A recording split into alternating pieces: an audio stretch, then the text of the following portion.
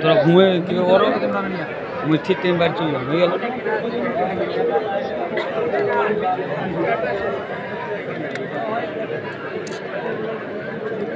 এক minute wait করতে হবে 1 minute only 1 minute only 1 minute এমনি ভালো তো না ফটো শুটটা ভালো হবে মাঠের দক্ষিণ প্রান্তে সবুজ জার্সিতে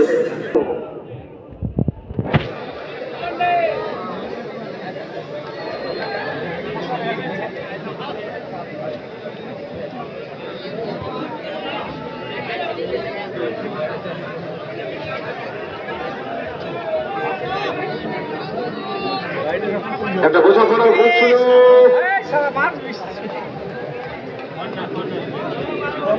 নো টাচ গোল কিক হবে শক্ত হাতে ম্যাচ পরিচালনা করছেন আমাদের ম্যাচ অফিসিয়ালসরা কারো পরামর্শকে তো কান দেননি নিজের চোখকে চাক্ষুষ করে তারা কিন্তু সিদ্ধান্ত নিতে পিছু পাননি মাইকে আমন্ত্রণ জানাবো আমাদের সিনিয়র কমেন্টেটর आफाफुल अंसारी सर के थैंक यू सुरेंद्र और क्या कहना है इस टूर्नामेंट के बारे में जिस तरह से पहले दिन से हम लोग देख रहे हैं 16 बेहतरीन टीम और ये मुकाबला एक कदम दूर फाइनल से दोनों टीम के लिए नूपुर 11 बुनियादपुर वर्सेस पढ़ाई चल रही लड़ाई हैदराबाद एफसी पिछला मैच 3-0 से जीते थे अब जो जीतेंगे वो जाएंगे फाइनल में जब वेट करें फिर को पता उसी जारी है ग्रीन जर्सी में एक तरफ नूपुर 11 बुनियादपुर वही स्काई ब्लू जर्सी में पढ़ाई चल रही लड़ाई हैदराबाद एफसी बहुत आगे बढ़ते हुए नंबर 11 अल्बर्ट जगह ढूंढ रहे हैं 4 नंबर जर्सी पास किया संजीत टुडू काफी अच्छे पासेस बना रहे हैं ये बहुत जरूरी है अटैक करते पासेस जितना खेलेंगे उतना बेहतर आपके लिए होगा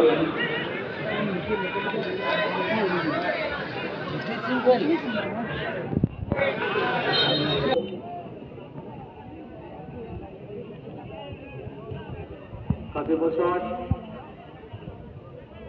एक किताब निकालने का प्रयास था पूरे तरीके से सक्षम हुए नहीं जैसे नंबर 11 अल्बर्ट टैकल के जैसे नंबर 18 शिबू हेड के साथ पास करने का प्रयास था हेड टू हेड फॉल मिला जैसे नंबर 5 तैयार शॉट के लिए अभी मैच चलता हुआ पहले हाफ का खेल अभी भी जारी है गोल का तलाश में दोनों टीम अर्जुन इनके नाम पर कई सारे गोल हैं इस टूर्नामेंट में अब बेहतरीन खेले हैं इस बार आगे निकालने की कोशिश पास कर नहीं पाए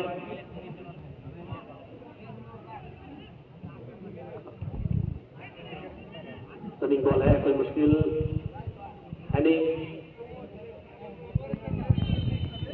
क्या आप क्या सोचते हैं বুড়দানি মাথার যে নটাঙ্গি করছিল এরকম পরিশুদ্ধম লাগে না জল দিলে ঠিক হয়ে যাবে फायदा लेना चाह रहे थे गोलकीपर आगे निकल कर आया बॉल डिफेक्टिव हाथ में लेकिन अल्टरनेट बॉल को क्लियर किया साइलेंट से बाहर लेकिन बॉल बिल्कुल सेंटर लाइन से आगे लेफ्ट विंग से आगे निकलना चाह रहे थे अल्बर्ट शायद वहां से जिम्मे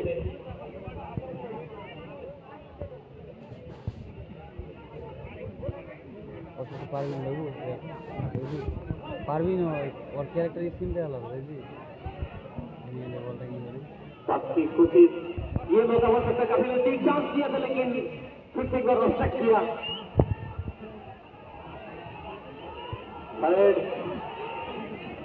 अच्छी कोशिश महतो শিলিগুড়ি সাহিত্যে দীর্ঘদিন যাবৎ খেলেছেন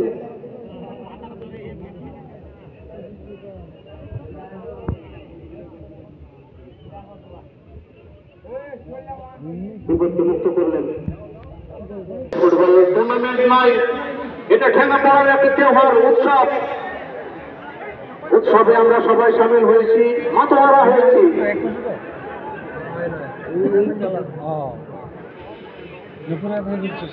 বল পায়ে আদ্রা প্রথমার্ধের খেলায় ঘন্টা দাঁড়িয়ে নিতে পারলে পারে, কিন্তু অনেকটা সুবিধা দলে থাকবে দল, সেটা দুটো দলই কিন্তু ঘরে ঘরে ভালো করে জানে।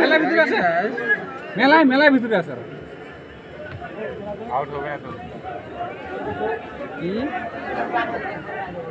জয়স থেকে অমল,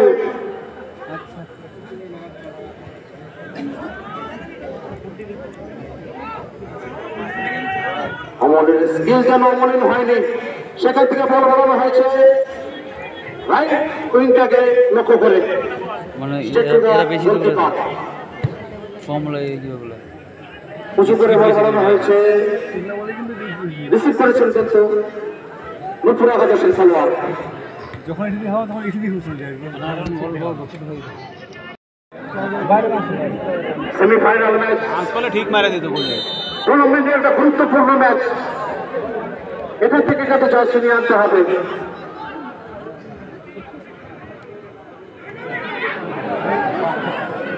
সতীর্থরা বলছিলেন নোম্যান,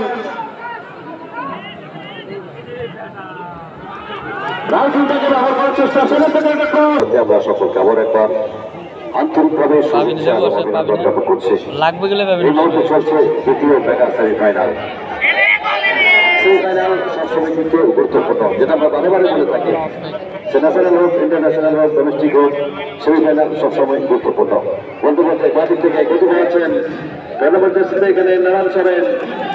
দু একটা ম্যাচে আমরা এই নারায়ণকে যেভাবে দেখেছি, নারায়ণ অর্জুন প্রত্যেকে কিন্তু 100% উপরটা দিয়েছিলেন এবং সংগঠনের কারণে দল ভালো লেগেছিল। তবে এই মুহূর্তে তারা 100 গোলের ব্যবধানে পিছিয়ে পড়েছে। আর অবশ্যই কাজের কাজটি করেছেন প্রতিপক্ষের পাড়ায় চলতে হায়দ্রাবাদের অমল দাসকে। অমল দাসকে একটা বিশেষ গুণ আমরা দেখতে পাচ্ছি, তার মধ্যে কিছু বিশেষ গুণ রয়েছে, হঠাৎ করে ঢুকে পড়ছেন, তার মধ্যে একটা চূড়া গতি রয়েছে এবং সেই গতিটাকে কাজে লাগিয়ে কিন্তু বাজিমাত করেছেন। এবং অবশ্যই দুপুর একাদশ দিনাজপুরের কপিনে প্রথম তারিখকে তিনিই পুঁতেছেন।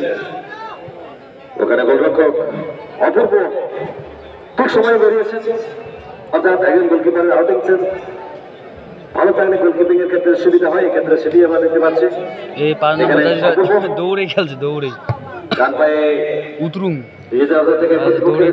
ওখানে গোলরক্ষক ষষ্ঠী মাহাতো। তো ষষ্ঠী মাহাতো বিগত দুটি ম্যাচে আমরা দেখেছি নিজেকে এক অনন্য উচ্চতায় নিয়ে গেছিলেন, অসাধারণ গোলকিপিং এর নমুনাটা তিনি পেশ করেছেন। তবে এই ম্যাচে যদিও একটা গোল তাকে কনসিড করতে হয়েছে, তবে এখনো সময়, সুযোগ, সম্ভাবনা সবকিছু রয়েছে।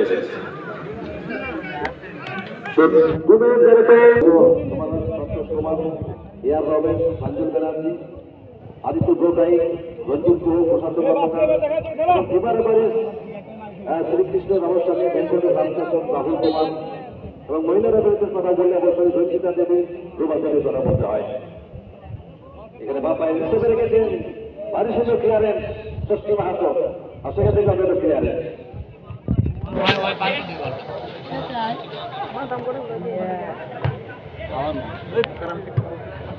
দ্বিতীয় খেলা চলছে, এখনো সেই 1-0 গোলের অগ্রগমনটা অন্তত ধরে রাখতে সক্ষম হয়েছে। পাড়ায় চলবে লড়াই হায়দ্রাবাদ এফসি।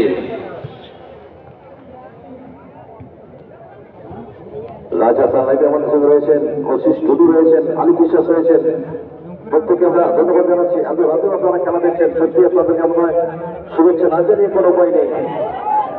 এখানে আবার একবার বাদিক থেকে মাইনাসটা করেছিলেন, তবে এই ধরনের মাইনাস গুলো যদি গোলকিপারের রেডারের মধ্যে থাকে সেক্ষেত্রে কিন্তু বেনিফিট দেওয়া যায় না। এখানে মাইনাস করে দিয়েছিলেন, এখানে সুযোগ রয়েছে, সময় কিন্তু এখানে এগোতে পারে, কিন্তু দেখা যাক এখনো বিপদের সঞ্চার হতে পারে। সুযোগ হয়েছে, সব থেকে নিতে পারবে না, তাল মেলে করলেন, যে কারণে সব একটু সময় দিয়ে ফেলেছিলেন, যে কারণে কিন্তু বলতে আসেনি। বোঝার করা প্রাপ্ত কিন্তু এরপরটা দিচ্ছেন, লাগিয়েছেন, আনার চেষ্টা করছেন। ভালোবাসায়, আন্তরিকতায়, সহযোগিতায় একটা টুর্নামেন্ট সর্বাঙ্গ সুন্দর হয়। ছোট ছোট বালুকণা বিন্দু বিন্দু জল গড়ে তুলে মহাদেশ সাগর অতল। আপনাদের সকলের স্বনির্বন্ধ উপস্থিতি আমাকে খেলে দিই মনে হয় অল্প ফুটবল টুর্নামেন্ট দুর্দান্তভাবে জমে উঠেছে সেটি বলার ক্ষেত্রে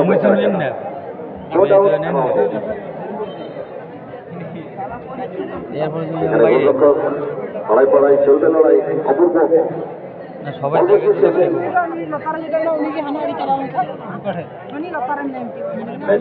সঙ্গে কথা বলে দিচ্ছেন এখানে